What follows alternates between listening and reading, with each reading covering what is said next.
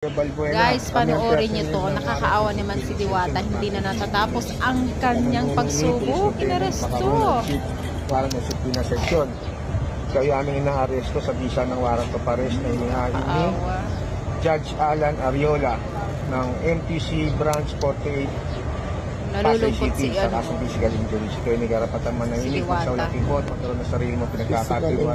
Tignan nyo, parang walang kaalam-alam. Slight physical injury. Ikaw may karapatan manahimik, magsawalang kibot, magkaroon ng sarili mo pinagkakatiwala ang abogado. Kung hindi mo kaya, sabi siya ng abogado, ang gobyerno may pagkakalobang ka ng isa ng libre. Ikaw rin ay may karapatan na sumailalim sa pagsusuri ng sarili mong pili.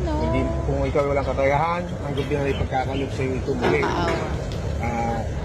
Ikaw, lahat ng iyong sasabihin ay maaaring gamitin para o laban siya sa mga hukuman sa Pilipinas. Naintindihan mo mga karapatang mo ito, sama ka sa amin, arestado. Sige po, ayusin po natin. Ayusin mo na Diwata. At ayun na nga po, no, sobrang nakakaawa talaga itong si Diwata dahil patuloy ang kanyang pagsubok o maraming complaints pagdating sa kanya, no. So, ayun nga po sa mga taga-supporters niya, tila nga daw po pinipilit na hinihila pababa itong si Diwata.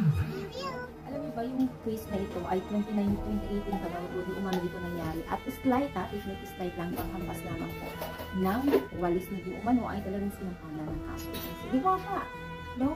Dahil po, sabi ng mga netizens, may pera na daw kasi si Diwata, kaya ngayon lang daw sila umaarangkada. At nakakaawa na, sobrang stress, parang feel mo talaga yung stress ni Diwata, no?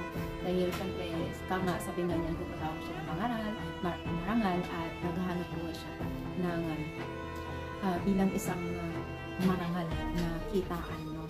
Sobrang nakakaawa talaga ito sa Diwata. Bagamat po, kahit gaano pa hatak ang ginagawa nila ay mas dumarami pa ang blessing sa kanya. Kaya no, may kasabihan tayo na pag ikaw dinadaon, tinataas tayo ng Panginoon, no?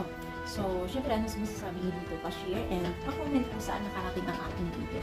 And pa-follow and subscribe na rin po ang ating page. And